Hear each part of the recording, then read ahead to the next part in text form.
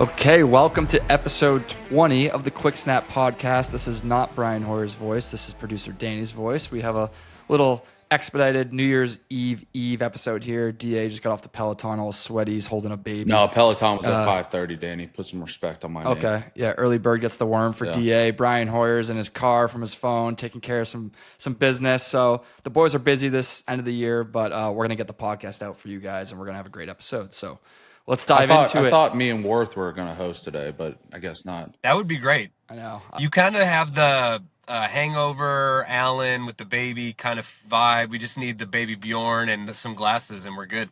This guy was supposed to be eating right now and just absolutely refused to eat. Star is born. He wanted to be over here on the. Look at how good he's doing. He's getting media trained. Oh, it's a wholesome episode. So yeah, let's dive into it.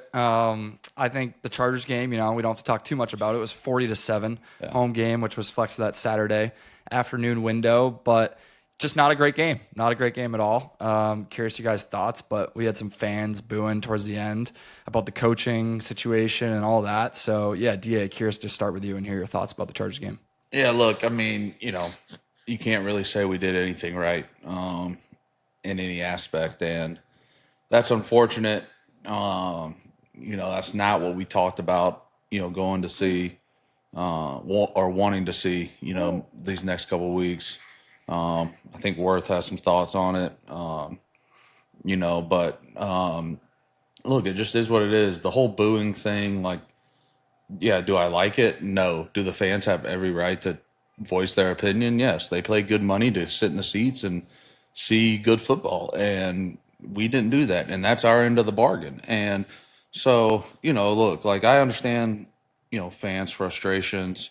Is it enjoyable? No, because I've been here when they were behind us, and I'm not saying they're not behind us, but you know what I mean. Those years when we were rolling, that. And look, that's the thing. You don't like it, then we have to fix it. You don't want to be booed. You don't want to get up there and answer these tough questions at the podium or whatever it may be. Well, the only thing that fixes that is winning or even just having success, and that's part of it. So, I thought Mayo, like he said after the game, if you don't like it, you got to play better. And that's the truth. If we don't like it, we got to coach better, play better, be better as an organization. And, it's their right, and to be frustrated and voice their opinions, and, as much as, like I said, you don't like it and, you don't want to hear that in your home field, but, it's just part of this game. And when you're putting a game out there like we did on Saturday, that's kind of what happened. So, look, we got one more opportunity. The 2024 Patriots have one opportunity, this Sunday. The game's still a Sunday, right? They haven't flexed that? Or is that locked? I believe so. Yep. So we have one opportunity on Sunday to right this ship. And not it's going to make everything better, but going out as best as we can. And this team won't look the same next year in a lot of different ways. That's just the NFL. I remember when we got someone probably told you this too. You get the team picture. Someone always told me you should save it and circle the guys that are there the next year. No matter what, win, lose, or draw. Because guess what? Even when you're on a good team, when you win Super Bowl, why is it hard to win Super Bowls? Because when you win a Super Bowl, not everybody, obviously people are under contract, but those people that aren't under contract are probably going to leave and get paid by somewhere else. And that's just part of it. Or coaches are going to leave and get promotions or whatever it may be. So that was something special that New England did, was to keep a lot of those core guys for that long. And, you're seeing Kansas City kind of do that, a little bit with Spags and, Andy. And, they kind of had some, new guys on the offensive coordinator kind of position. But, a bunch of them are kind of Andy Reid's guys. And, and you're keeping the Chris Jones and Joe Tooney. They got some young guys, Mahomes, obviously, Kelsey. You're kind of keeping those people intact, and then you see the Tyreek Hills go sign boohoo's of money and all that stuff. So, that's just part of it. And, so it doesn't matter win, lose, or draw. Teams explode every year because of coaches getting promoted, coaches getting fired, players getting cut, players getting call it promoted with new contracts, whatever it may be, trades, like and that's what makes the end of the year so hard, win, lose, or draw, because next year's not going to be that same group of guys no matter what, as much as you want it to be. Yeah, 100%. I mean, look, the Patriots for so long kept that core group around, and then what that core group did was they laid out the guidelines for the culture for the new guys that came in, and those new guys who picked it up, like, you know, I think we look at a guy like Kyle Van Noy, who was in Detroit for a long time, was a high draft pick, didn't really do much, comes to New England. I mean, when we beat the Rams in the Super Bowl, arguably he was one of the best players on the field that day. He was all over the place making plays, a guy like that. And now you see him go on, and there he is in Baltimore having a career year, taking the things he learned. And so, as you mentioned before, there's change every year, whether you're successful, not successful, the bottom of the barrel, whatever it might be. And there's going to be a lot of change here in New England because that's just what you have to do. You can't do the same thing over and over. And whether that's coaching staff, players, front office, whatever it is, when you have the results that you're having this year, inevitably there's going to be a lot of change. And so we'll have to, like you said, see what happens. You got one more week, go out and see what you got. And that's the last time that team will be together in that form and fashion, because there's obviously going to be a lot of change. And I thought it was interesting.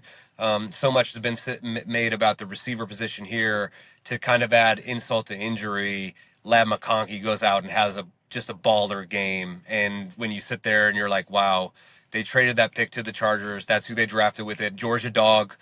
And then the Patriots results from that. I mean, it's just, that was kind of like the salt in the wound to finish that game off. Is this guy just goes out and tears it up? I'm gonna have to talk to Georgia. I I mean, wish we could have found some more eligibility or NIL money. Let that guy stay. We could have used him this year at Georgia. yeah, use him this year. We got the playoffs coming up. Big game. Yeah, and you guys mentioned, I mean, not to stick on the booing thing, and you mentioned it's frustrating, right? Like, I'm a fan. I wasn't there on Saturday booing, but I've been to games my whole life. But I think you guys would probably, as players, rather have fans have that type of emotion, have that type of energy towards the team, rather than, a fan base that doesn't care. Is that right? Yeah, you want a passionate fan base. The reality is, whether you cheer, you boo. I mean, I'll never forget my rookie year. We're getting crushed by the Ravens in the first round of the playoff games, and there's people yelling from the stands like, "Get Brady out of there, put Hoy." I'm like, God, if I go out there, you think it's bad now? Like you really want to see something bad? Put me out there. I haven't played. It's my rookie year. It's Ed Reed and Terrell Suggs, and I mean, the fans can say what they want. That's not going to affect the way the players are playing. I mean, do you notice it? Yeah, you notice it when it's good. You notice it when it's bad. But ultimately, someone cheering or booing isn't going to make you play the sport any better. So, like David said, you want to change it. If it really bothers you that much, then you got to go out and play better. That's just the reality Yeah, of it. and I mean, I don't know. I don't know how many high level colleges the pressure is real, and Right. for multiple reasons. One, you're on scholarship. I mean, now it's a little different. We're not going down that rabbit hole again, but you're on scholarship for 4 years. They can't really get rid of you. Like, it's their job to develop you, and I guess hopefully you stay now, but you're there for 4 years, supposed to develop and grow and be a player. And I mean, there was a pressure on us at Georgia, but like, I never felt the amount of pressure I felt once I got to the NFL in multiple ways. One, it's a job and I can get fired, which I've never been fired before.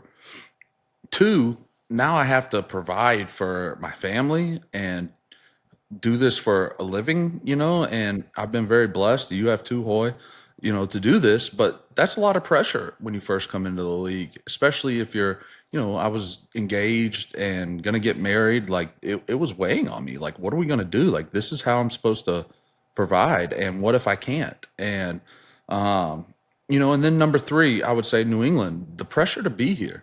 Like, when I walked into New England, I had no idea the pressure of the organization, and not just the organization, but everything surrounding it. Like, we were just coming off the Seattle Super Bowl. There was so much pressure, and I can remember after 2015, my rookie year, we lose in the AFC Championship. I was like, man, that was a pretty cool year. Like, I'm pretty happy with that. And I had no idea that that was a failure, like, that was failure. And I was like, man, we were like a couple plays away from being in the Super Bowl, and And now I do understand because I missed out on that Super Bowl opportunity. But like look, that's the one thing I love about playing here, from the fans to the media to the organization, the crafts. Like, there's pressure to win. That's what there is. There's pressure to win, and that's what we're supposed to do. And so when we're not holding up end of our, end of the bargain, like this is what happens. And and I don't know if I've mentioned it before on the radio.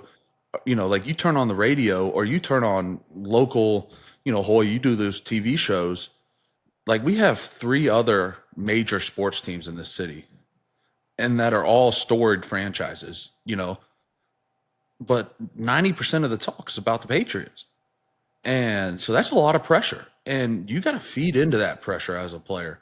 Like, that shit's got to that's got to put a fire in your gut. You can swear. Yeah, I know. Yeah, we're good. We're on Spotify. It's your show, DA. I know. I just sometimes, It's funny, David. Like, but you got to put so that. That's got to, and that was when, we were having success. That pressure, we put that pressure on each other. I mean, Hoy, like, there was a lot of pressure that was coming from the coaches, but like also coming from us.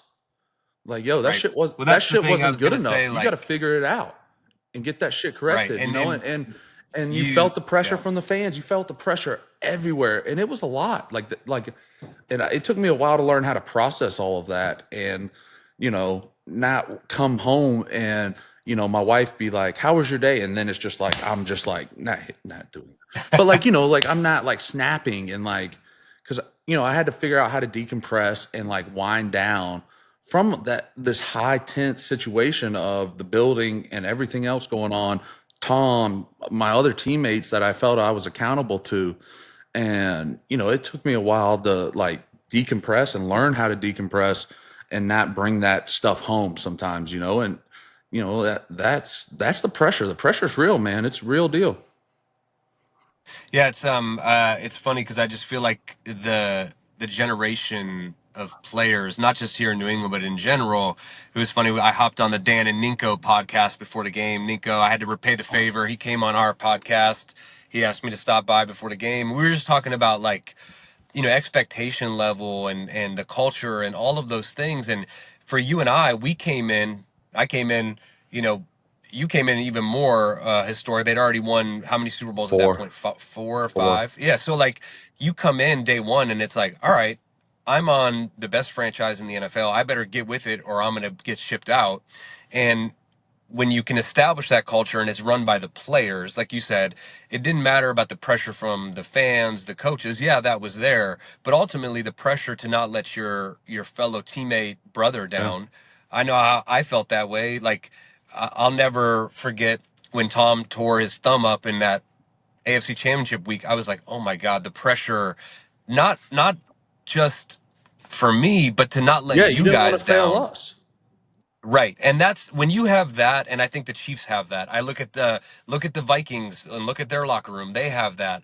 Look at the Lines. Buffalo Bills, the Lions. Like when you have that, you put all the other stuff aside. When you have the pressure to not let your fellow teammate down, you are onto something special. And that's what the Patriots are going to have to recreate and find. And unfortunately, they've lost a lot of the guys who were a part of that culture to retirement, to free, whatever it may be. And so now who's going to be the people to step up and establish that? A young quarterback. I think Drake has the ability, but it's can't put it all on him at 22 years old. Christian Gonzalez is a great player, but he seems like a very quiet guy. It's funny, he kind of made a comment like, yeah, the knock on me was I didn't talk enough. Well, Stephon Gilmore is the best corner I ever played with or played against, and he didn't talk a whole Dude lot, was but you can't put defensive that player of the leadership year. role on him.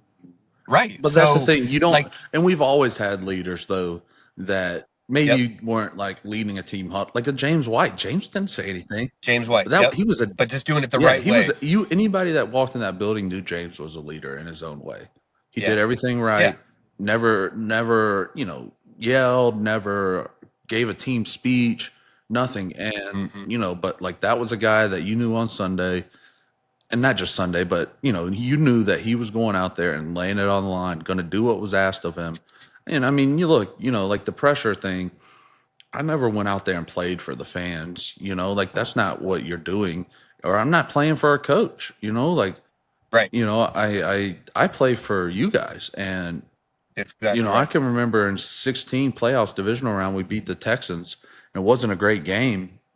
I had 2 sacks. I had 2 sacks the whole year. And in one game, I doubled my sack total. And Mm-hmm. we won the game, and Mackenzie's like so excited. We're going to the AFC Championship, and she's like, "What's wrong?" And like she doesn't know what She knows we won the game. Like she doesn't know I had a bad game unless people are tweeting at her. And Yep. and she was. I was like, I just feel like I let the guys down today. Like I let Tom down. Mm-hmm. Like Yep. like I got Tom hit a bunch. Like I was so down on myself about it. And, it's that pressure that I think drives you to have success. And when it's like, man, well, I played good, like that's bullshit. So, it doesn't matter. Like, even if I played good and we lost, I still felt like there was something more like, man, that one play right there was 3rd and 6. And maybe it wasn't a sack, but I gave up a little pressure and you could tell the quarterback, got Tom out of his spot or whoever out of his spot a little bit. And the throw was off and we didn't convert right there. Like we could have gotten points there and that could have changed the game. And, so, that's something, we'll have to do and build to. And, hopefully, by doing that, that's when you start having success.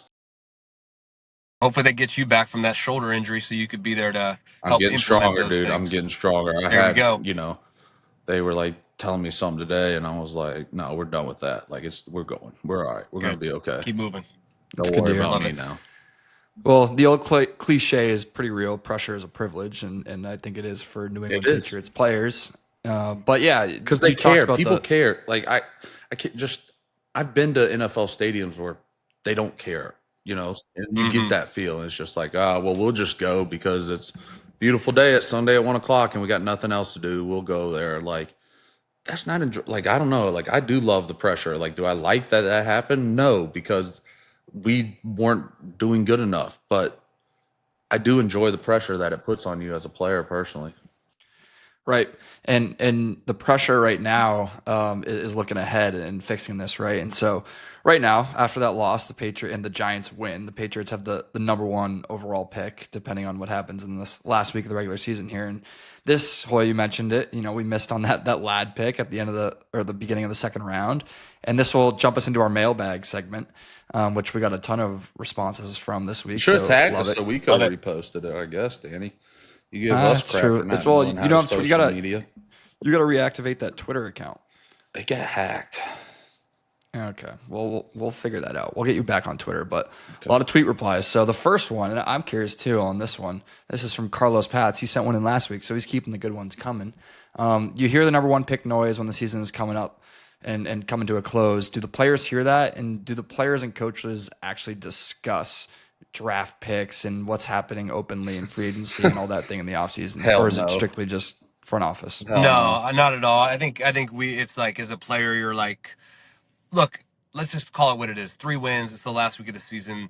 There are going to be people who are checked out. That's just the reality. And David, you haven't been. I've been on teams like that. Luckily for me, both times that I was on a team that was like a 4-win team or whatever it was, I was on IR. But I was in the building, and you see it. Like guys, the lockers getting tidied up. Like there's young guys who are hungry and they know they're going to get opportunities. All of those things. But no one's sitting there thinking like, man, what pick are the Patriots going to have? I mean, the coaches may be thinking about it, the front office guys, but the players, I don't think there's any acknowledgement or even concern. Now, if let's just say you're a quarterback on a team like that, and you're worried that like, oh man, they might draft my replacement, but I don't think there's anyone on that team who's sitting there thinking like, I'm going to get replaced by the number one pick because who knows? I mean, there probably isn't a worse year to have the number one pick because you don't need the quarterback. Is it what are people going to be willing to move up to get a Shador Sanders or a Cam Ward or whoever? I mean, it's not like it was last year where there was 3 of them. So it's going to be interesting to go through that process, especially if they hold on to the number one pick. Are you able to trade back? Are you able to get some capital and still keep a high pick for a tackle or for a Travis Hunter? I mean, it may be, depending on what you do in free agency, it may behoove you to just stick at number one and draft Travis Hunter, because to me, the more I'm kind of watching this, paid attention more. I think this is a generational player, and when you have the opportunity to take that guy and you don't need the quarterback, is it worth trading back for a tackle when maybe you can sign one in free agency? I don't know. We'll have to do more research on that, but it'll be interesting to see. But I don't think the players are paying No, I attention mean, to look, that. obviously, look, like we understand, we know, like we don't have our heads buried in sand, but like at the same time, like what is a player going to do? Like, all right, I'm going to go out there and suck it off today so we can get the number one draft pick. That doesn't help you as a player.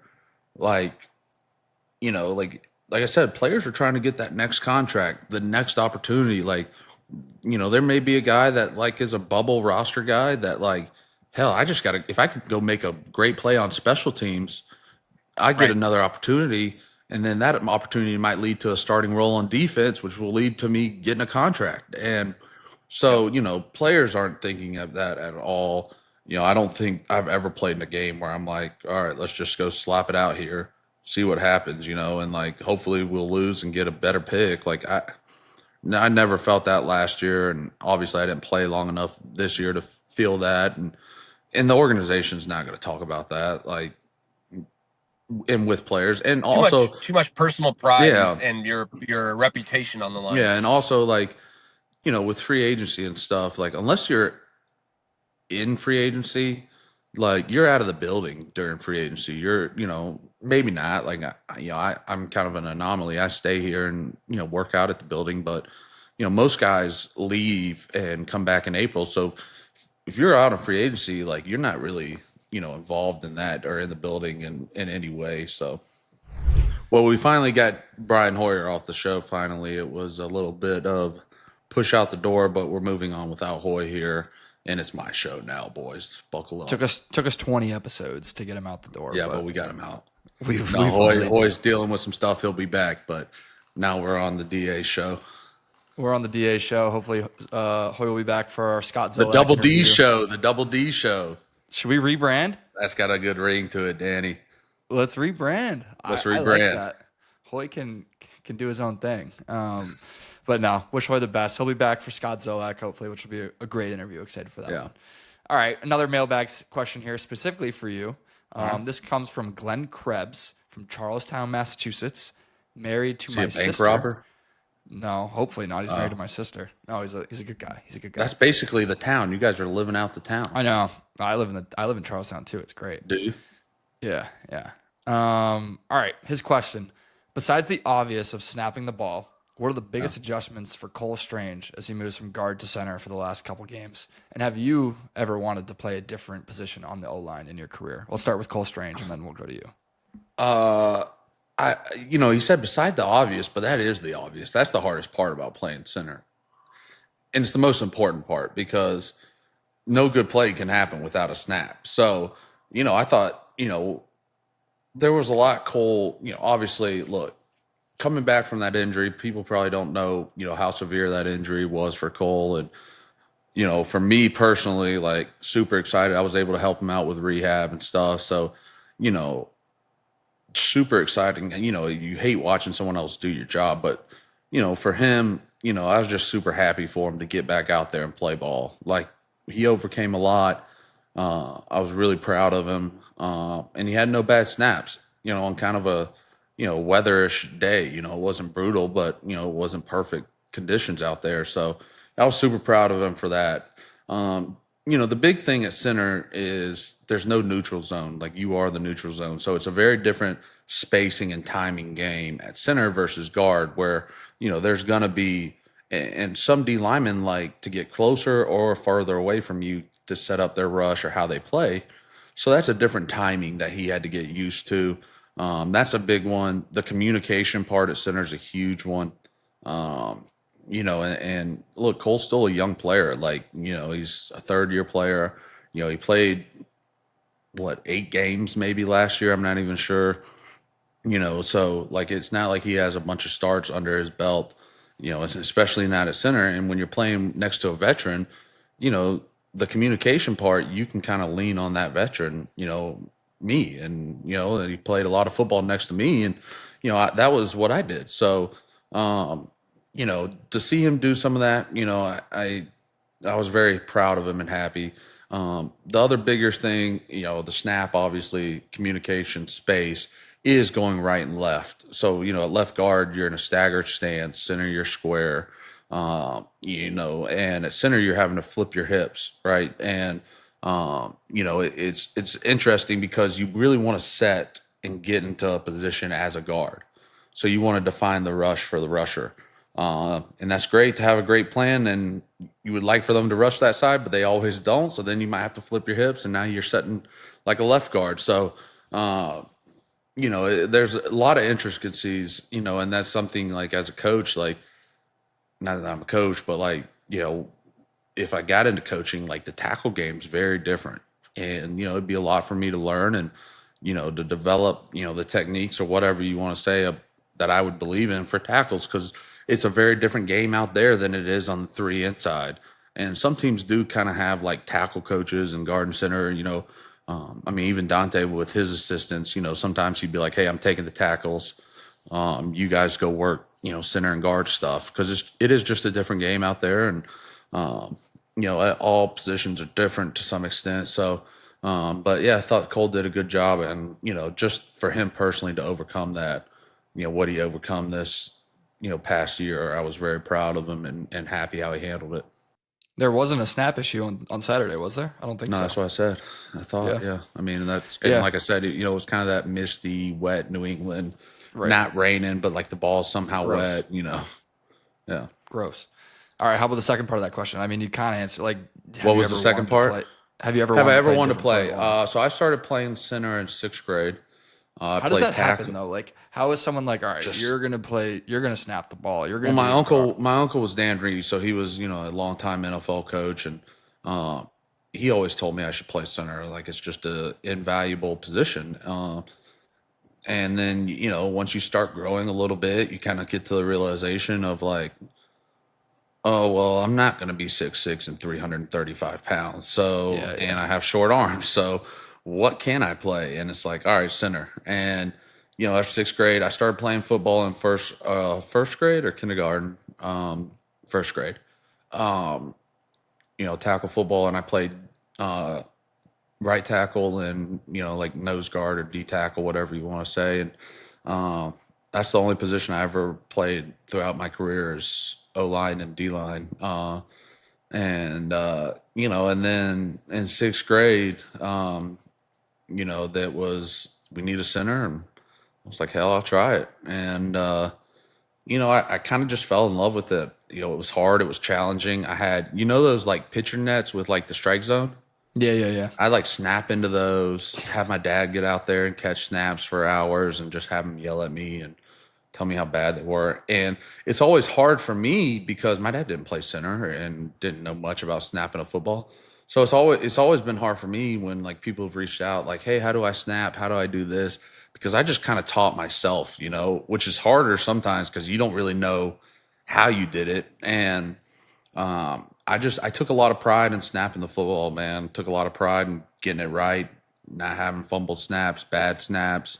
Not saying it's always been perfect, but and at first I just started not even moving, just snapping, get the snap down. Then I would add 1 step and get it down a bunch of times. All right, that felt good. Now I'll do like 2 steps, bam, bam, moving. And it's a 2-part process. Like quarterbacks got to do a great job too, under center. The riding, the technique, and you work with them. Like with Tom, I didn't tell Tom where like, hey, put your hands here, do this. He did it, and he was so good at it. Like it just felt like a glove. Like we were just boom, it perfect fit. Right where it was, and so that was easy. Nowadays with like younger quarterbacks, I'm like, all right, here, give me your hand, and I like show them where I want their hand, and I'm right like, up there. It's coming. Like I snap really, really, really hard, and but that's how Tom wanted it. Like he wanted the ball as quick as he could. So, so that's it's a in every center and every quarterback's different, but you try to get it all to match your starter. So when there is a starter goes down in the middle of a game, like it's not a big change or process. So, that's kind of, do I wish I paid tackle where you make a lot of more money and do all that? Sure, I guess, but at the same time, I don't know. I like being in control of it and kind of running the show in there. It's fun. I'm smiling right now just thinking about little David Andrews just falling in love with snapping a football. Yeah, I'm messed up in the head. I got Just mental problems sometimes, man. Like I just did. I loved it, man. That's I funny. love snapping the football, and man, I love the smell of. I'll smell the footballs You before love the practice. smell. I mean, Dude, football's the best. you smell a foot like nice leather football. Oh God, One does day something to me. I played high school football. I was a decent receiver. I want you to we'll go over to your house, Brian's house. You're just gonna snap to Brian. I'm gonna run routes for Brian all day. That's gonna be our season finale episode. It's just All right. that filmed. That'd be my dream here. All right, that was great. I love the description of you snapping footballs. And last mailbag here, I think we talked about this before, and you've mentioned it. You kind of said coaching in that last answer there. But if it wasn't football, what career path would you be doing right now, and why? Yeah, I don't know. I mean, because that's so hard. Because I think if I, ended my like played in college, I probably would have gone into like being a GA and just started that college route of coaching and kind of see where that went. You know, um, I have no idea. I think as I've gotten older, it's a weird feeling, and Hoy can probably expand on this longer of like, you get to the end and this is all you've known. I mean, for me, it's been 26 years, probably very similar to Brian. Um, and that's what you know and it's what you love. And so, I don't know. I found some interesting, or I guess I've had some interest in scouting, as I've gotten older and just, how that works and, what makes, and I look at certain guys like what makes guys good, and how do you know? Like, and I've looked at guys I've played with, like a Tom, like, sure, he had some physical attributes, but what made Tom special was his stuff you don't know, or I guess now everyone knows about him, but the stuff that aren't, tangible. And uh, I think I would say the same for me. That's why I went undrafted. You don't go undrafted because, you know, you can't play football. I mean, that has something to do with it, but like my thing was I wasn't big enough. That was my knack. Everyone's like, "Oh, you're a really good player, but you're just kind of a normal looking dude." And all right, well, all that shit doesn't matter. Like I like this is who I am. Like I play football and I'm pretty good at it. And I might not be 6'6", 330, but I'll fight your ass till I die. And then if I die, I'll probably wake up and try to fight you some more. So, like, and I look at other guys that we even drafted that weren't, let's call them high draft picks, like Shaq Mason. You know, Shaq comes from wing T offense at Georgia Tech. Dude never pass blocked and came to the most dynamic quarterback to ever play the game, like where he was going to pass block. Right. So like, how did we think that was going to work out? And it did. And dude's having a 10-year career. Joe Tooney played every position in college, didn't have a position, and he came and developed into the best left guard in football, and now maybe the best left tackle in football. And like guys like that, the Julians, the Teddy Bruschi's, like just some of that stuff's really interesting to me, man. And how do you look at that, judge that? How do you find that in guys? Because you can be the biggest and best athlete, but who are you when all the chips are on the table? And I think that's more important sometimes than being, 6'4", running a 4.6 40 or whatever it is. Like, who are you when the chips are down? Who are you when your back's against the wall? Like a guy like Julian. Like that's another guy like that. Like Julian played quarterback. Like don't really know, is he playing defense? A Matthew Slater. Like just a lot of these guys where it's like yeah, like they're good football players, but like they had more to them than just playing football. And I think that's really interesting. So in a long answer, I guess scouting's become an interesting thing to me as I've gotten older. Interesting. What was the Brewski? Did he not play linebacker coming out of college? I mean, no, but like, wasn't he like super undersized and like all this Yeah. Okay. stuff? Yeah. You know Yeah. what I mean? Yeah. Underdog. Like all that. Yeah. Like I wouldn't say like Brewski's like a physical freak. No.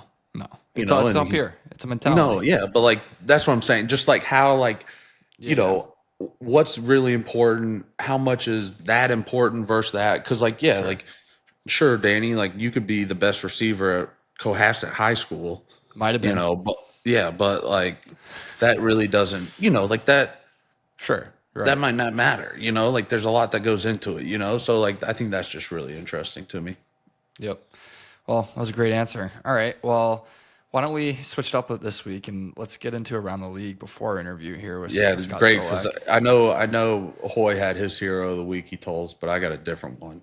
Yeah, I'll mention his hero of the week, and let's And it was remember. rightfully so. It's a good answer, but I like mine better because I'm just tired Yeah, of him saying quarterback every time. I'm There are very 11 curious other to guys on the football field, Brian. I'm very curious to hear who you're going to say. But yeah, remember, now this week's Hero of the Week is brought to you by Hero 95, Chris Low Calorie Lager. Only 95 calories and 3.6 carbs. Go find a Hero at your local liquor store, and your friends will thank you later. Head to drinkhero95.com. Hero 95 is brewed for the hero in you. So, drum roll for Hoyer's Hero of the Week was Joe Burrow, which I mean, It's a well deserved. It's well Yeah. deserved. I mean, that was a 400, great, yeah, great 412 game. yards, 3 touchdowns, one rushing touch, maybe yeah, 3 touchdowns, one rushing touchdown. They beat the Broncos in overtime, which was a unbelievable game. And I mean, they still got a shot here, right? yeah, so I think they were 5-8, and then now they're 8-8. Yeah. And what happens now is the Bengals have to beat. They have to win next week. I think they play the Steelers, and then the Be a good game. Broncos have to lose, and they play the Chiefs. But it's interesting because the Chiefs Chiefs might not play probably people. aren't playing their guys. No, Yeah. I mean they have nothing. they have the 1 seed locked up. So yeah, Yeah, no, I mean interesting, it's but going to be hell of a interesting to see what they do. game. They always start slow, man. It's such an interesting thing, and then they kind of come on. It's weird, but my hero of the week is staying on the Bengals. T. Higgins. Oh yeah, That was and 11 I, catches, and I like T. 131 Higgins. yards, 3 touchdowns. T. Higgins is a free agent, isn't he? He is. I know. So what are you saying there, Da? I'm just saying, T. Higgins, hero of the week for me. All right, T. Higgins, hero of the week. Three I mean, touchdowns, game-winning touchdown. What, 119 yards or something? 131 yards, 11 What? catches, three Yeah, and then I touchdowns. think Chase had like 119 too, Yeah, something I mean, like that. he's They were both ridiculous. over 100. He's That ridiculous. helps you throw for 400 yards when you have two receivers with 250 something yards. People forget T. Higgins is only 25 years old too. Is he really? Wow. Yeah, he's only 25. Clemson guy? Clemson guy was a stud at Clemson. He's been a stud in the league ever since. Obviously, playing across from Jamar Chase, getting Well, I mean, that's the safety thing. over What are the you top going to every do? play. Are you going to, I mean, that's something we were able to do. I know we didn't have number one receiver like that when we were rolling, but it was kind of like, all right, you want to take away Julian. Well, James White's just going to beat you for 5-yard catches that are going to turn into 10. All right, you want to take away him and Gronk. Well, Gronk's just going to go off. All right, well, you take away all three of those guys, Danny Amendola, Chris Hogan, those guys are going to have great games. So, when you can have, yes, number one receivers are incredible, and it is unreal having a guy like that. But, and I don't know if I've ever really had a guy, let's say, that's like that, a true like X receiver. But when you can put together multiple guys that really maybe, let's say, aren't like, I mean, Gronk was a superstar, and I think Julian was too in his own right. But like, when you can put together multiple guys like that, and then be like, all right, take away this guy. Well, this guy's going to beat you. It becomes hard, and it doesn't have to be just one guy. Because sometimes if you just have one guy, you can try to eliminate him and have success doing that.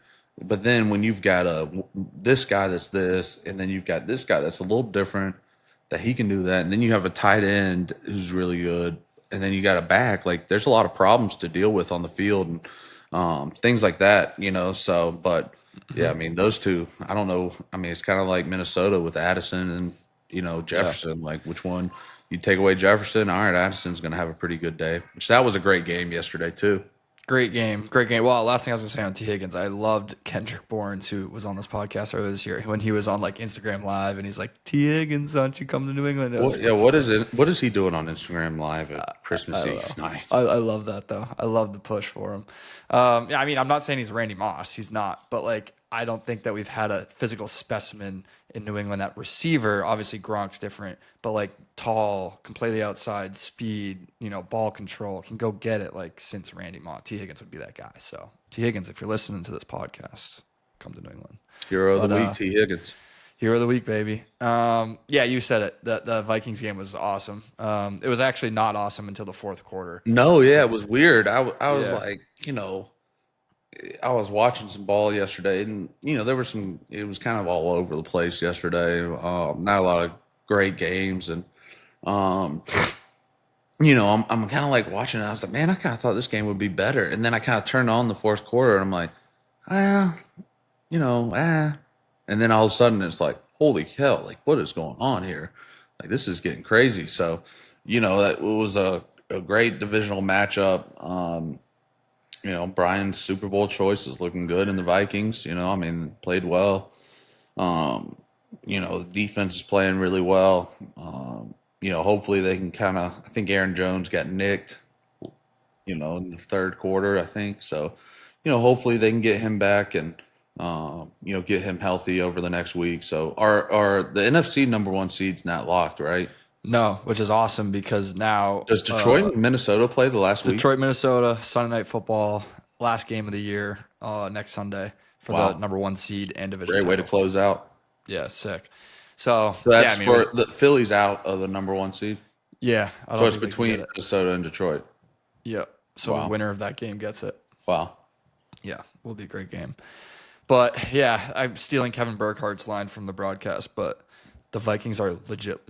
Like they're a good football team. It's going to be so. Go ahead. I was just going to say their over/under was 6.5 wins before the season. No, they're at 13 and counting. It's going to be so interesting because we were getting the kids down after the game and stuff, and I just turned on Sunday Night Football. They doused Sam Donald when he walked in with water and stuff, celebrating with him. And that's cool to see, and I'm happy for him, man. But, they got an interesting situation because, you drafted J.J. McCarthy in the first round. He's obviously going to be coming back from injury, and, Sam Darnold, someone's going to throw a lot of money probably at him. Like you would have to, right? And, what is he going to do? Like, is he going to be like, well, I've made, some good money, what is Minnesota going to do? Like,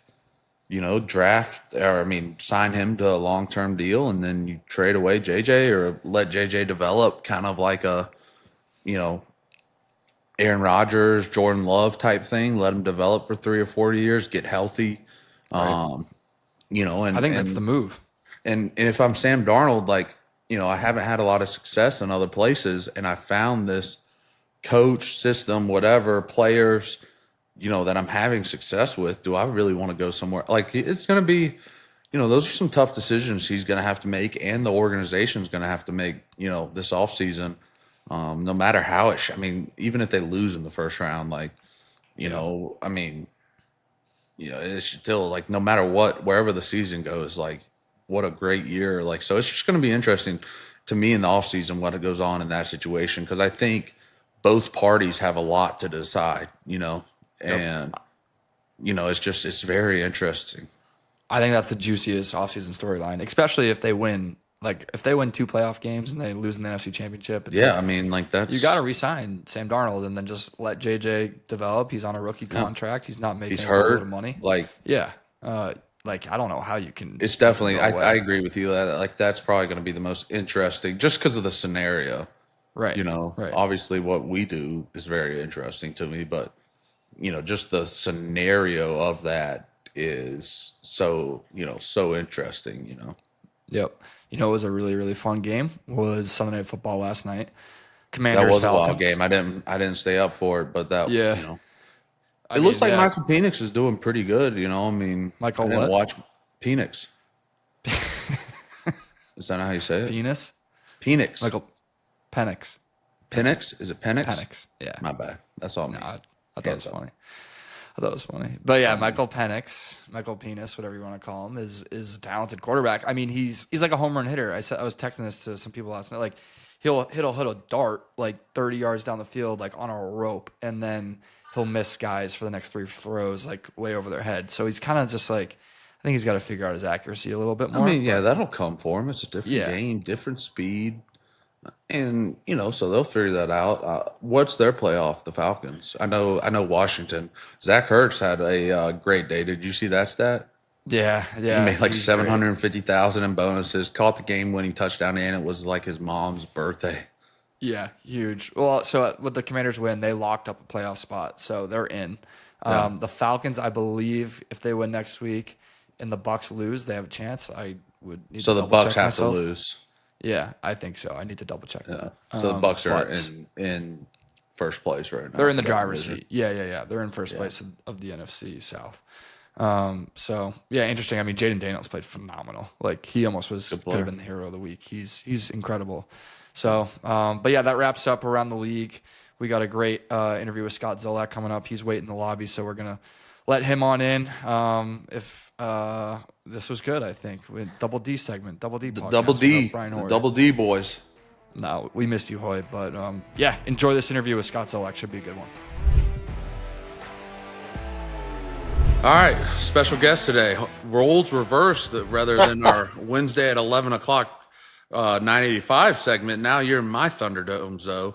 This is great. This even- is good. I even like though- being on the other side. It's even good to be though- on the other side. Yeah, even though it's not, I'm not Beetle or, Albert in here just trying to pin you down. But no, I think it's been cool for me to get to know you, Zoe. Obviously, now you're, color guy, the sports radio guy, but the thing that's been cool to me is, you played here. Like you have, an affection for this organization. You care about this organization, even though not that you don't have anything to do with it now, but you're obviously not a player anymore. And I think that's so cool. And obviously we've become friends. I think I've done that show 7 years now, maybe with y'all. And then obviously we took that trip to Israel, which was awesome. Our wives became friends, and we've seen each other out, around town, done speaking things together. And you've just been so great to me, and I've really enjoyed getting to know you. And it's been fun for me, even though it might not seem it like some days on Wednesdays to do the show. But I've always enjoyed it. But something that I just find really interesting is how the hell did you get into all of this, though? Where did this come about? It's a great question, Dave. I go back to 2001, and this is something you're going to have to deal with when you're done playing, whenever that day comes. Like Brian's trying to do podcasts and getting the media now, doing TV shows with us, and he's doing a great job breaking things down. You don't know what the hell to do when you're done. And so you play in the league for 10 years. Brian, you played like 25 years. Dave, you're going to be there at 15 or something. And like, what the hell do I do with my time? And nobody's going to hire people in the workforce at, the age of 35 when you're coming out and you had no experience doing anything. There's a guy who worked on Channel 4 by the name of Bob Lobel. He was the local sports guy for so many years. And he approached me in 2001. He said, "Hey, what about trying to do the pregame or postgame show with us?" So Channel 4 has game day, 11:30 every Sunday, and then we have fifth quarter for an hour after the game. So I've been doing it for 24 years now, and then I eventually got into radio. Who was it? Andy Gresh called me down in Providence, and there was an opening in the morning at 5:30. So I did 5:30 radio down at this little station in Providence. And when we got fired and that thing blew up and the station went defunct, I didn't have a gig for like 2 years, and then you had like your second baby, and I'm like, I need insurance, man. I was tired of paying Cobra and all that. So WBCM was a Rock of Boston, it was the number one FM station. They blew that up and switched to all sports. So that's when the Sports Hub 15 years ago became the competitor with WEI. WEI was a legend here locally, and they still are. They still do good numbers, but the numbers we've been doing, especially for the last 10 years, 6 years, they're unprecedented. And eventually, they find you on TV, NBC Sports Boston, says, "Hey, we want to simulcast the show." So it's pretty cool to have it on radio and to have us on TV. And I think, it's you go out to bars and stuff or restaurants, the shows are always on, whether it's us, whether it's Felger and Mass, and everybody watches and everybody hears it. And I've been in this area longer than I was in Pittsburgh. Yeah. So I'm 57 now, and I'm more of a New Englander than I am, a guy from Western Pennsylvania. And that is the coolest thing, like you said, playing for the team, being around the team, being here for all the good years, being here for some of the dips, the bad years, the front end of the dynasty, the back end of the dynasty. And I've been calling games now for 12 years. And my objection, not my objection, my objective when I'm calling the games is to give you all the good stuff. And it's, when it's good, you hear me, it's over the top. And I think I'm pretty critical when things are bad. And there hasn't been that many critical times. There haven't been that many critical times Yeah. except for the past year or two here. And the nice thing about the team is they never, some teams will get on you like, hey, you got to be more pro team. And I am pro team. I love the team. I want the team to be good. I want to be 17-0 every year. And I get frustrated when you watch things and things aren't going well. So I hope I convey that message. So Bob and I have been doing the games for 12 years and having a fun time doing it. Yeah, so I'm kind of following in your footsteps, so to speak, in my first year doing it, right? And we get to do Patriots this week together. We do a little film breakdown, usually after the bad games because they don't want to bring the coaches in to have to sit there and break down the film. So you and I get to do it, which is a lot of fun. We've been doing that a lot lately. Yeah, that's right. We're gonna do it tomorrow too. But Yep.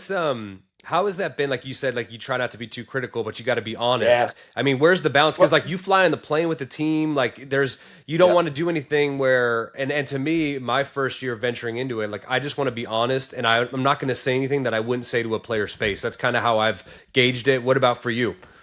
That's kind of how it has to go, and that is something that I do worry about. Like you get stuck on an elevator with a guy that you were critical with last week, and I was pretty rough on him.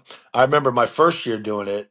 Bruce Armstrong, who's a Patriot Hall of Famer, left tackle, he gave up like a couple sacks in one game. I said it's one of his worst games. I mean, he heard about it, confronted me about it, and like really didn't talk to me much after that.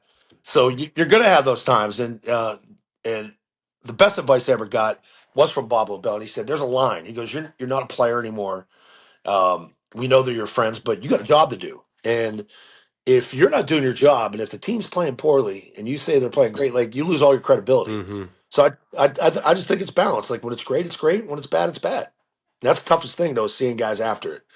Dave's good, so I don't have to worry about him. That's 'Cause right. he never messes up. So Yeah, only when I'm at home, I guess. But it's awful. I'm stuck in his house for 10 days. one thing, it's been cool to me because I've had this year some where I get to, maybe in the car on a Sunday afternoon or something Yeah. and doing something. I listen to you and Bob, and you guys are a great team because I think Bob is an amazing announcer, and I've read a couple of his articles before. I think he's a great reporter. Yeah. And when I grew up in Georgia football, we had Larry Munson at games, and he was our announcer. Yep. And I can remember watching games with my granddad. The TV's on, it's muted. We're in the house, and he's got Larry on the radio. And Larry was like a couple seconds behind the TV, so it was so messed up doing it. But that's how we watched games. And and then you would go to Georgia games, and you would see people in the stands watching games with like radio transmitters listening to Larry. And I've seen people at our stadium, listening to you and Bob while they're at the game. And for me, I've always enjoyed that because it's kind of this nostalgic thing for me. I can remember, my seeing people do that and with my granddad and stuff. And it is, I think there's something really cool about, you guys working together. And I think you guys do a great job. I always wonder, if we made a good play or something sometimes, like, oh, I wonder what Zoe's up there saying right now, like Unicorn show ponies. Where's the beef? Yeah, No, but like Bob's prep work is so phenomenal. Like, he's got 4 different spreadsheets up. He's got 2 computers. So the job for the play-by-play guy, it's his job to give you the 4-time Pro Bowler, how many tackles he had last week. I know none of that. I'm just reacting to the play. So I just basically show up, watch a football game, and kind of just comment on the flow of it. But what's funny now is like we get this a lot now with the team not being great. We get the lower broadcast crews. So we don't get the Jim Nance and Tony Romos and the Jim Nance, Phil Simms, and we had all the Brady Manning games. We did like 18 of those, and every game felt like a primetime game. So we're getting a lot more like we turn the TV down and turn you guys up, and they kind of sync. I think if you square it up like on the iPad and you drag the bottom button, you could sort of sync it up almost to where it's perfect on TV. So you can listen to us while we call the game on TV too. Yeah, it's funny. Like David mentioned, you guys are such a great team, and I get to work with Bob too on our Patriots This Week show. So I get to see the dynamic a little bit behind the scenes, and you bring such like this high energy. Animal House, you are who you are, and Bob is who he is, and you And guys, he's wild tight, yeah. yeah. But you guys are It's the odd couple. so great together. But like when you got into this, was that where did you like the high energy, the where's the beef, like all that, like that's your personality when you were growing up, when you were playing football? Was that who you were, and then you just figured out a way to translate that into the radio, into the TV things? Because I think people love you because of how authentic you are and how energetic you are. I mean, I remember when I was a young guy and we'd go to the Patriots gala at the end of training camp. I'm like, man, what's Zoe gonna say tonight? Like, you always we're gonna have a funny comment. Same script every year. Yeah, Same but like script every it year. was just you found a way to take that personality and make it entertainment. And was that something you went in with the idea of trying to do, or that just came out naturally? Yeah, it's funny. I did CBS college television when it first started. Uh, this is what 20 years ago. So I was doing that West Side on New York, Chelsea Pierce, and then I was traveling to do Navy football. So I was doing a TV call for Navy football for 6 years. Wow. Bob was doing a radio call for 16 years, and the Navy press box is so big. We never met. We never ran into each other in 6 years, crossing paths, doing every home game, and that was just a steady broadcast. So like when you do those and like I'll see James White or I'll see Gostowski and they're kind of doing Yep. the what's the one network that USA sits next to Sports, us? yeah. Not Westwood One. Yep. And they're like, it's kind of funky because you got to stay down the middle. Like I probably couldn't do Right. national stuff because you got to be steady for both sides. I'm your typical classic home radio call guys. That's where it sort of morphed into it when I first started doing it with Gil and Gino. So Gil Santos was the play-by-play. Mhm. You talk about legendary guys. These guys were 80 years old when they retired. Gino Capoletti, Patriot Hall of Yep. Famer. They retired when he was 78. Like, you tell me I got another 20, 25 years to do this? You can't envision that, but it was cool as a player, like you were talking about, Dave, listening to these guys. And then all of a sudden, when I'm done, they sort of gave me a hot mic, put me on a sideline. So I started doing the games on a sideline. And Gil was getting to a certain point where he couldn't see as well. And I would be yelling, balls out. And I would jump the call. And he used to get so mad because I would step on him like I step on Bob all the time. But like that's that natural quick reaction. Like I see it, fumble, balls out. Or Drake throws a pass. Oh no, don't do that. When the ball, you can tell it's getting picked in Buffalo last week. Like, oh no. Yeah. But I think I see the game pretty good, from a player's eyes and not your normal broadcaster, that's for sure. Yeah, we know we're dealing with a little bit of a cold here. Did Bob give you some Bigelow tea up in the booth, or? Oh, it's good stuff, Bigelow man. tea. They send him these packets, man. He's getting all these things, these mugs, these Yetis. Yeah, but I don't Yeah, I hear drink it. that. He's got that I smooth hear it. voice, Nice and though. raspy. He got Nice that and smooth raspy. voice. It's funny when we get to do that show together. A little bit of we said we should need to do the outtakes because we got some good ones that we've had so far this year. Fuck. That's the best stuff. Like I say that with Bertrand too. Like we'll be doing a show and when we're in break, Yeah.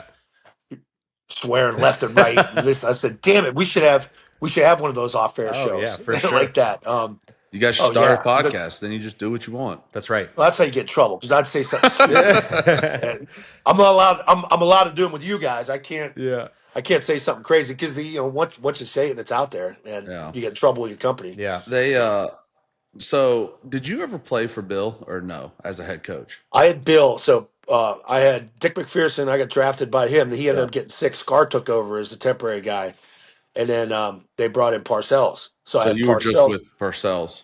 Parcells. We went to the Super Bowl in '97, and this is when Belichick got fired. And I remember he brought Bill in to work. Algro was our defensive coordinator, Mm-hmm. and he brought Bill in. So Bill would always do the offensive cards, and Oh, man. he would hold up Charlie Weiss would hold up our cards, and I would go and throw the ball. Brian, when you're running scout Yeah. team, they have it circled, just throw it here. Yeah.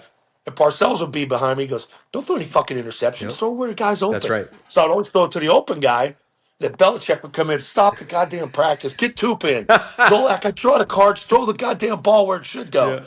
Yeah. And but I never did that. So Bill always had it out, not had it out with me, but it was good I had that relationship before he started becoming a head coach here. And then I've been doing TV with him forever. So it's funny when you get Bill off mic too. He's a different guy. Yeah. How is that What- when you'd have to get in there each week and you'd have to do that segment with Bill, like whether it was good, bad, indifferent? How, because I always I would see it from time to time, and if you knew the right way to talk to Bill, and you did, you'd get him to open Football. up and you'd get him to talk about things that maybe he wouldn't really want to talk about or delve into.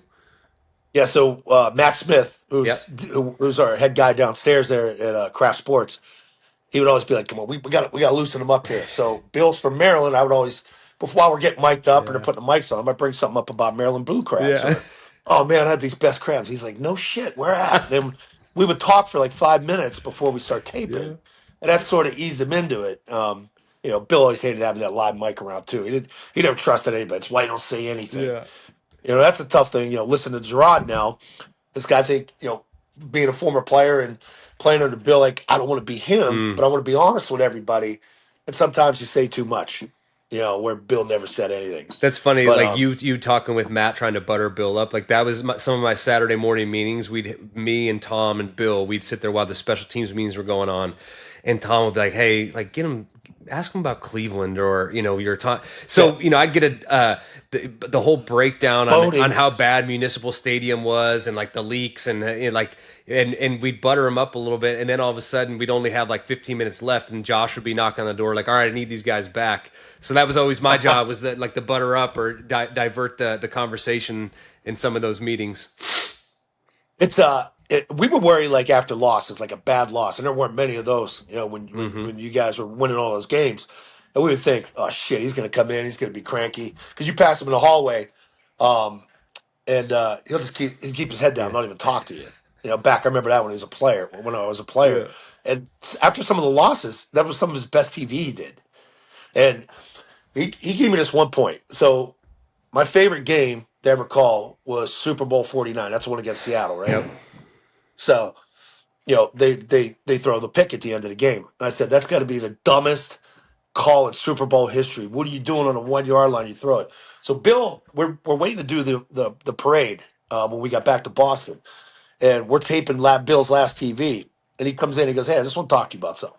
I heard your call on that's the dumbest call in Super Bowl history." He goes, you know why they did that, right? And so he pulled up a play from earlier in the game where you guys went goal line with Hightower out on like a 3rd and 1, and Hightower stuffed him. So it was like Ernie knew the formation, and he said, "That's when I set goal line going in because I knew they wouldn't run the ball, that would force them to throw it." So he said, "It's not always like what you see. It's like a dumb call. There's a reason they threw the ball." Yeah. So it's just like good. He gives you good advice like that. No, I mean that was always something that was interesting with Bill. Well, and you said like the losses. Sometimes I've always said sometimes those like bad, ugly wins were worse. Oh yeah. The Oh, yeah. meetings Monday were worse than if you went out there and lost. Like you go out there and have a hard fought loss Yeah. or whatever, something like even if it was a bad loss, it was like we didn't Funny- do anything. Yeah, we didn't do Funny, anything funny you good say enough. that. I remember the Green Bay game. So this is before Super Bowl 49 because you guys went out to San Diego and stayed Yeah. out for the week and played out there. And after that Green Bay loss, it was snowing, it was cold. They had Jordy Nelson on that Yep. slant. Revis was covering him. And it was just a back and forth Tom versus Aaron Rodgers. And Bill was never so happy after a loss. And he stood up there and took every question. "You got any more questions? Anything?" After some losses, it's 3 questions and he's out. Yeah.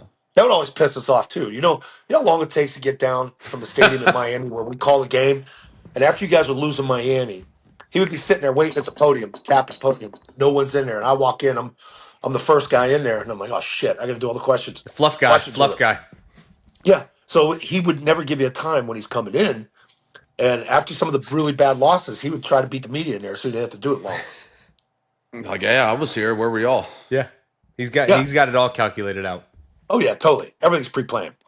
Let's shift a little bit because now I'm on the media side. Let's shift to just covering the Patriots this year. Like you mentioned, for all those years wasn't too hard. But this year, trying to find the positives.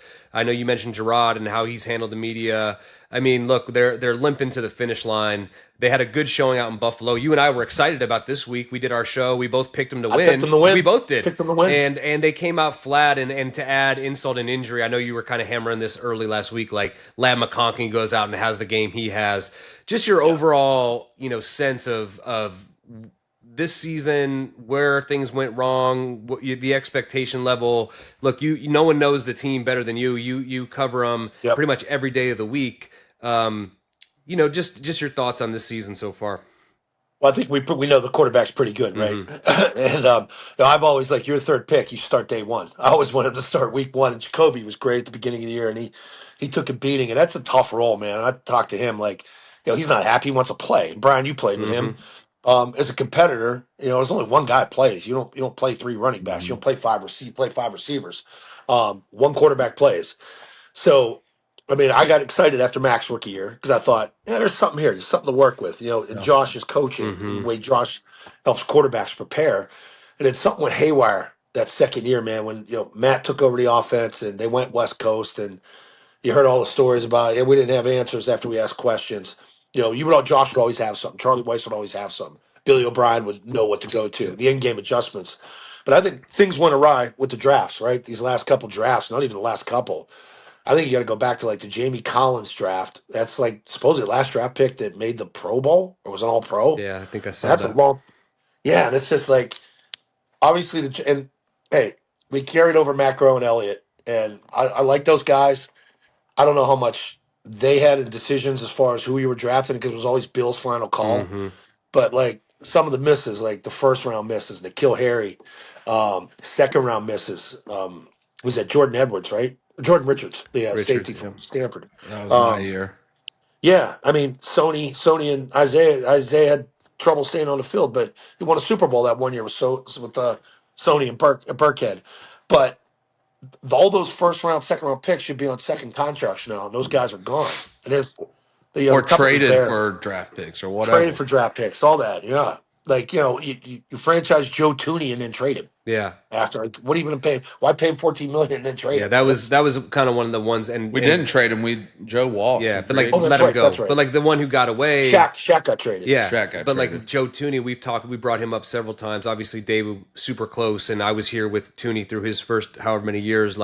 This guy just went from basically being all-pro guard. They have to shift him out to tackle, and I just read Pro Football Focus. He's the top-rated tackle since he's been playing left tackle. So it's crazy. The one thing that is true, look at Jacoby Myers, who went out to Vegas with me last year. Would you rather have kept him, the guy who did everything you asked him to do as a Patriot? He was like David, one of those guys like you, the ultimate Patriot, undrafted guy. And that was the funny thing I knew from, and I love N'Keal, and it was an unfortunate circumstance, but day one, you're this guy was undrafted and this was the first round pick. The guy wanted it. He worked hard and he's made himself to what he is. But you go and sign Juju Smith-Schuster, who couldn't stay healthy, and Jacoby, goes out and has a year out in Vegas. It's just those things. And my point with the whole observation this year was it wasn't like Gerard took over a team where they were in the playoffs the year before and Bill rode off into the sunset after a Super Bowl win. Right. There was a lot that needed to be done,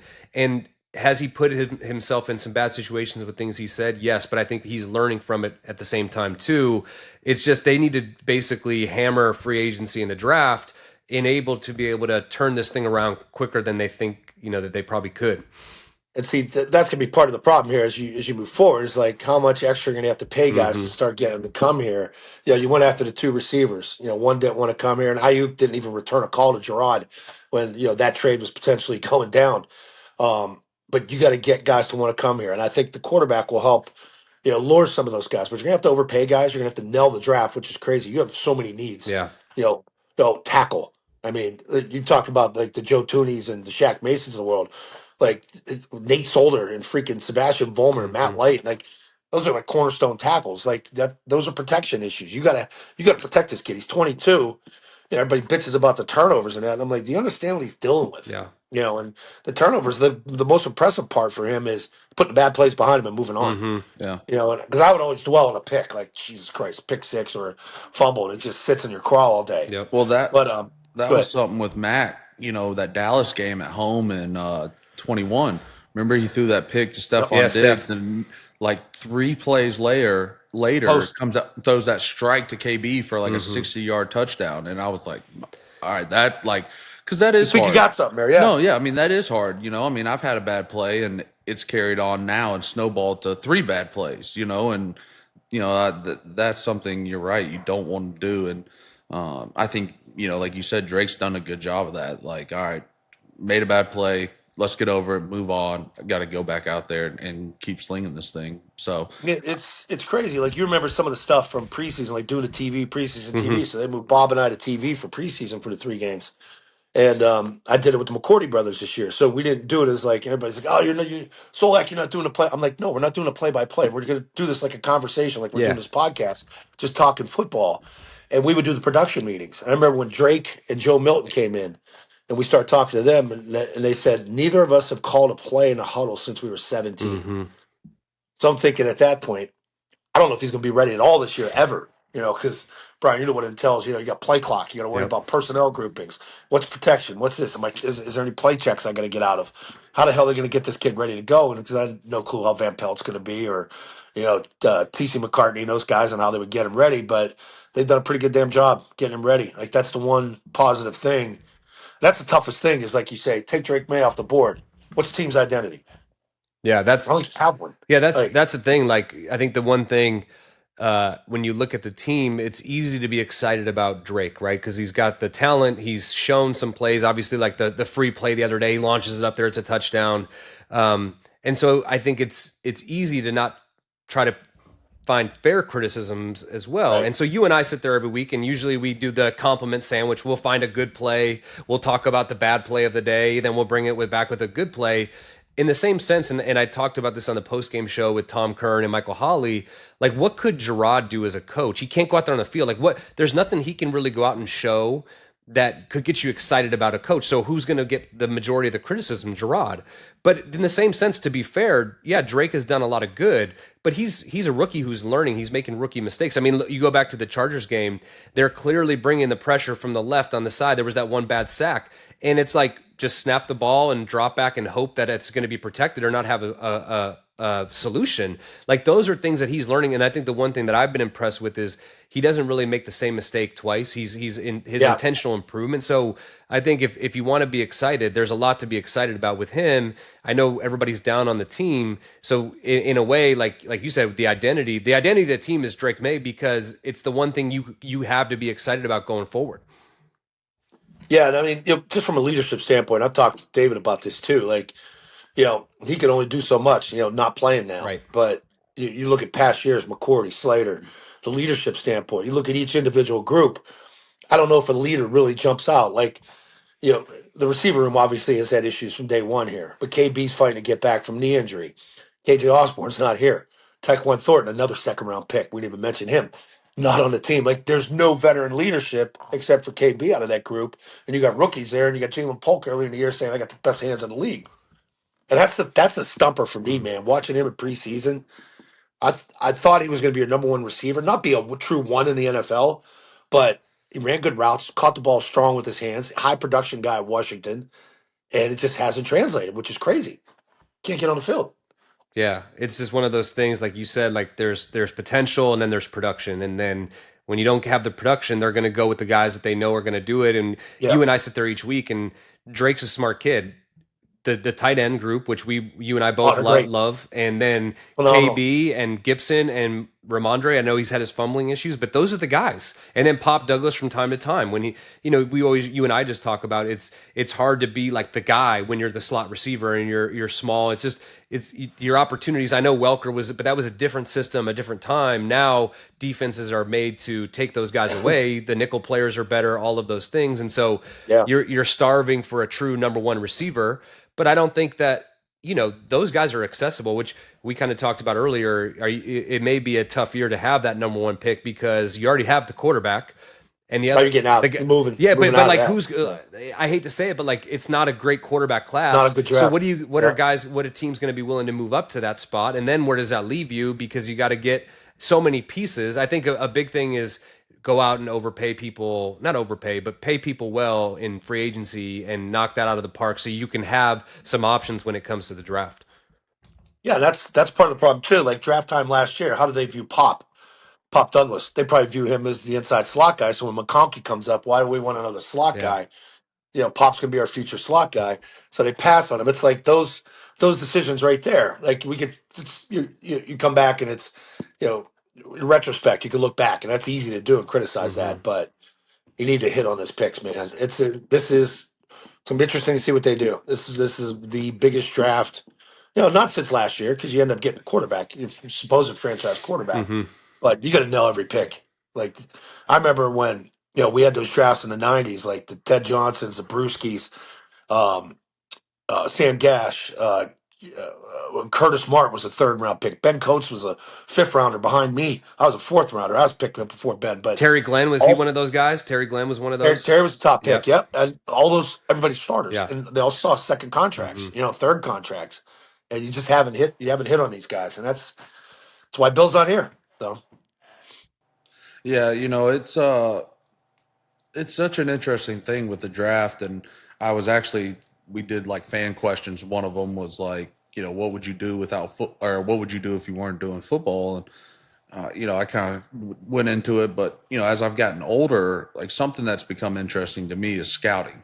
And yeah, and obviously there's the metrics, right? Like certain builds, and you got to have like there's probably 100 guys on the street that would give anything to be in our position, but they just don't have the attributes. right. Then there's also a lot of guys on the streets that maybe have a lot of the attributes, but they don't have the intangibles, that it takes. And Yeah, so we were talking about it. That's something that I've become very interested in. And, I don't know, could see myself maybe doing one day is like the scouting, just being in the scouting thing and looking at guys. Cause I, went through a lot of guys I played with, right? Like a Tom Brady, yeah. like obviously, had some ability to play, wasn't a first round draft pick. Doesn't jump out at you on film, but No, he's fun. like, He's yeah, he's okay to like, watch. Yeah, yeah, it's like, all right, let's see what this guy goes. Maybe he comes in and, can keep the trains on the track if Bledsoe gets hurt, and yeah, or like a Julian, Yeah. or I was thinking Julian when you were referencing yeah, that. a Julian, a me, like I was on Yeah.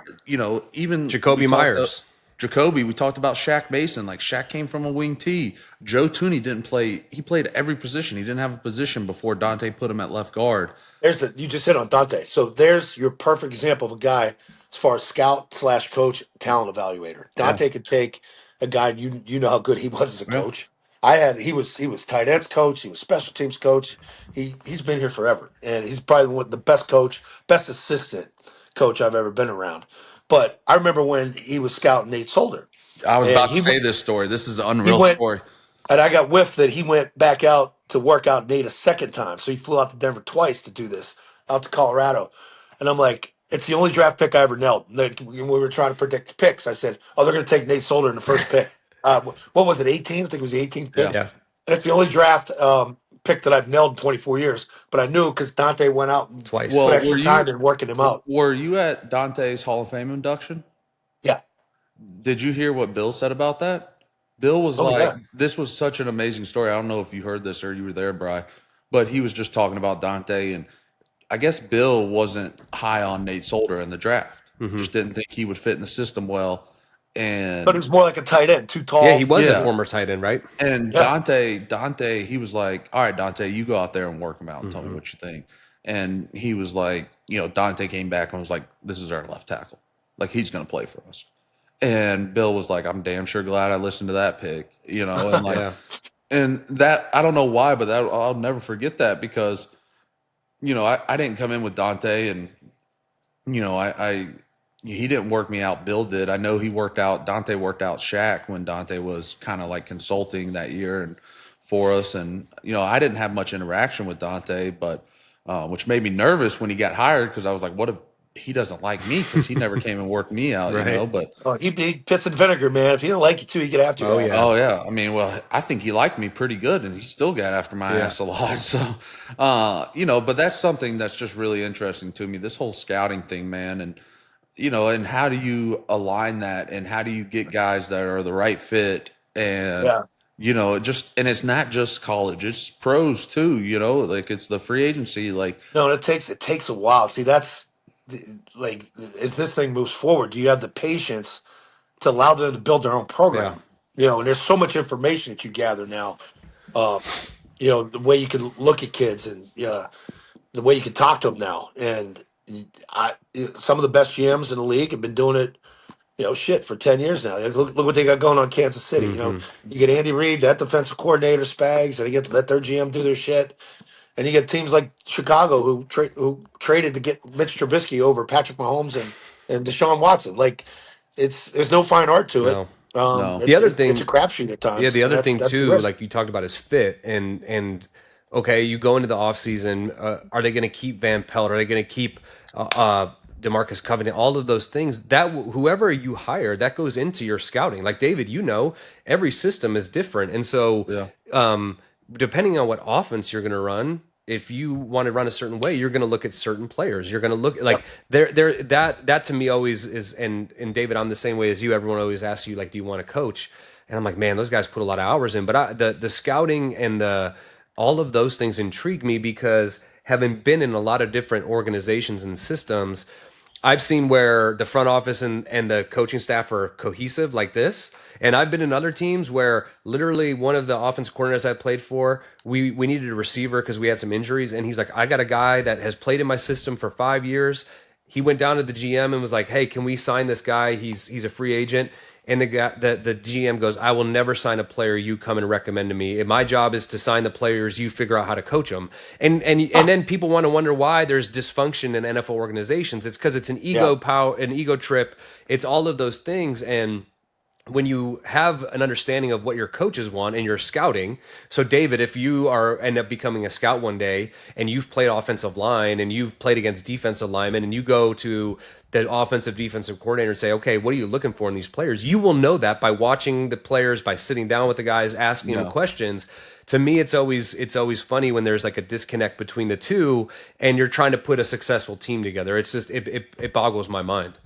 Yeah, but at the same time, I do think the teams morph, and like as a coach, like I think that situation is wild to hear. But at the same time, like I look at some things we did in the past, like we talk about that 18-year a lot, and you obviously were along for that ride. Like that team found its identity later in the year. Like, all right, we're going to play with a fullback, 2 tight ends, and we're going to try to dictate what you do, so also as coaches, that's your responsibility too, is to take what you have and, not like, all right, like we didn't throw out our whole offense that year. Like it was all the stuff we had.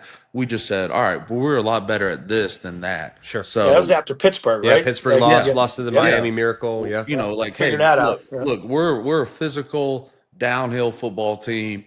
Run and play action, intermediate stuff, matchups with create mismatches with Julian and Gron. Like that's what we're gonna do. Like, and I don't know. I think it's a 2-way street between coaches and scouts, GM, whatever you want to call it. Like, yeah, you want to get that fine line of getting guys that fit well, but at the same time, like as a coach, your job is to find out the strengths of your guys and lean into those strengths, I believe, too, in whatever sense it may be, kicking, defense, like whatever it is. Well, and like the other thing too is then the players have to be able to execute with the coaches. Like, how many receivers did you see, Zoe? I mean, I was here for a lot of them. You come in, draft a guy. Oh, this is going to be a guy for Brady. No, he doesn't have the mental ability to be able to run the system. And Tom basically is like, all right, I'm done with this guy. Not that he was kind of making those decisions, but a guy would get a certain amount of time, like Taylor Price or Dobson.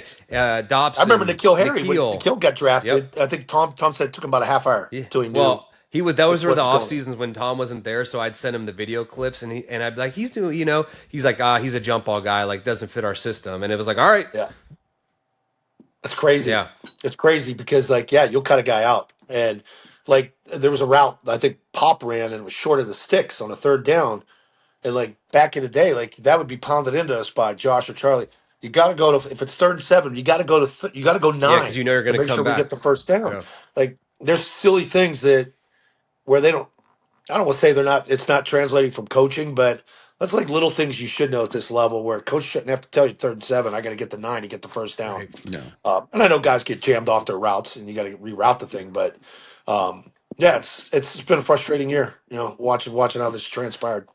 For sure. Well, we appreciate you coming on, the voice of the Patriots. You're all over the Absolutely, place. man. The You're my energy, guys. you bring the energy. I now being on the other side of it, I always enjoy Tuesdays. I get a smile on my face. You're my new Kendrick Bourne. When I would come in, I'd come next to KB's locker. I knew I was going to have something to smile about. Now, when I come in there on Tuesdays to film that show with you, you always bring the juice. Your poor son. So Dave, Oh yeah, we this had a is box. great. Yeah. We had a box for the Super Bowl, high school Super Bowl. So KP was in it again. Played Catholic Memorial. They got thumped. Yeah, a private school that recruits like 5D1 kids playing local town ball. The MIA is so screwed up. But out of boxing, I was swearing a lot. Brian's son was just sitting in there smiling the whole time. I said, I hope I saw Brian the next day. I had a couple and my mouth was moving. I said, I hope I didn't offend your kid too much. He said, nah, he loved it. He It was goes, great. I walked out. Garrett was like, that guy's awesome. Kate Phillips scored a I'm touchdown. fucking yelling out the He's window, sliding the screaming window. at He's like, people. yeah, let's go. That's how I felt the first time I did like a speaking engagement with Zoe. Yeah. Zoe picked me up. My wife was like, "How was it?" I was like, "Zoe is awesome." Down to Seaport. That's right. You came Yeah. to one of our 98.5 things. Yeah. Yeah, we down had in Morton's. in the off season. We had like a speaking engagement. Always like those. Yeah. Those are always fun. Good quick buck to Awesome. make right there. Yeah, Yeah, well, I appreciate you guys having me on, man. Hopefully things will turn around here in the new year and we'll get this shit straightened out, get back to winning games again. Yep. Yeah. All right. Love you guys. See you. All right. Well, that was a fantastic interview with Scott Zolak. And now I'm sitting here with just Hoyer. And we got rid of DA from the first segment. So, yeah, I mean, we had a decent time, but I think you were missed, Hoyer. You were definitely missed. He's trying to get rid of me already. We haven't even made it through the first season. He's already trying to turn it into the D&D show, double D's. He's waiting in the lobby of this right now. Should I let him in or should we keep rolling? No, let's here? keep him out because you know what? I feel like I carry most of the weight in this show. I have to get to the controversial topics. David's still an active player. He kind of tiptoes around it a little bit. He's texting us right now. Let me back in. That's all right, David. You wanna go without me? We'll see what the ratings are this week. But no, having Zoe. Oh, there he is. There I he heard is. you We were let trying to him get in. rid of me. You want to rename the show? The Why Double are D we? Show? Why are we back on right here? We got to give we're the outro. outro We're giving- from Zolak and say Happy New Year. Oh, See, you can't survive this show without me. You forgot to even do the exit. we were done. We're a new show now, the Double D Show. All right, Double D fine. show. Wait, Hoyer, Best of luck to you, You guys. gotta have. I'll start one with Zolak. You gotta have a head of hair. Zoe on said the he wants to show. start a. Zoe said he wants to start a podcast. No, you gotta have a head I'll of get hair. A little side gig. You gotta have hair, bro. That ain't coming. So Why don't you Zoe's go see awesome, though, by the Nico's way. doctor? You know, I've had this for a long time. I'm gonna stick with it. I do think there's think it one looks thing about great. balding. When you bald it, you look younger because then you don't get grays. You know, That's true, but I'm starting to get a few grays on my in my beard. I'm getting some in the hair. That's I gonna thought be we were brutal. done. Sorry, we doing We our are. Let's. outro? I just wanted to say thanks to Damn, Zolak. It's been fun. Obviously, you working with him as a player, me Yeah. for all those years. But this year, I get to work with him as a colleague, and it's one of my favorite things to do. Get down there, break down some shows.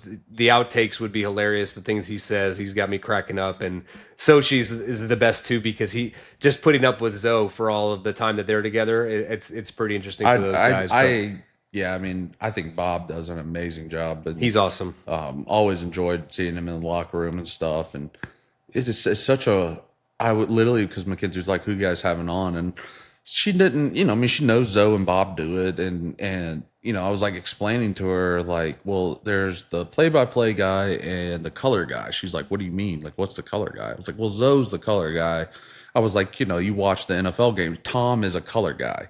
Like, he doesn't talk about, it was a short out pass for 5 yards. Like, he talks about like, oh, that was a great route and comments on the knowledge of the game. So, yeah, it was a great interview and sorry I jumped out of there. I thought we were done, boys. It's all right. We just want to say Happy New Year to the fans. Yeah, Happy New Year, Appreciate guys. you guys. Thanks for carrying the weight while I had to deal with some family issues. No, appreciate it. I mean, I had a child on. It's a hey, I'm excited family to listen affair. to it now. I got to fill in, the 40 minutes that I missed out on. Yeah, so we I can't canceled wait. your hero of the week. Who'd you go with hero of the week? You'll have to listen to us. Subscribe You'll have to to the listen to show. it. Can I boys. did you tell him who I wanted to go with, or can I give a shout out? We did it. Honorary we did it. did Joe Honorary, Burrow. okay. But All right, he's subscribe to incredible. the Double D I'll show. tease it. It was All right, a part I'll of, subscribe he was to a the part of Double that D. game. His hero of the week was a part of that same game. That's Oh, all T. I'll say. Higgins. Yeah. Yeah, I he's was, incredible. I was And sick and tired of quarterbacks. trust me, the price just keeps going up. So good luck, New England Patriots. We were talking about KB's Instagram live where he's That like, was funny. "Come on, T, come on." Yeah. And so, But look at, I mean, there's Burrow says that he will do whatever it takes to keep him there. So we'll see if Burrow does he pull a Tom Brady, restructures the contract, figures out a way. I think he realizes how important he is to having both of those guys there, and this Yosivas guy is stepping up for them too. So hopefully they Is that get a little number magic 80? from yeah, Princeton Tiger. Yep. So All right. Well, I wanted to make this joke from when we started, but we'll see you next year. all right, see you next year. That was so. Oh my! You're not even a father. Happy New Year, everyone. Happy New Year, Year's, guys. See you in 2025.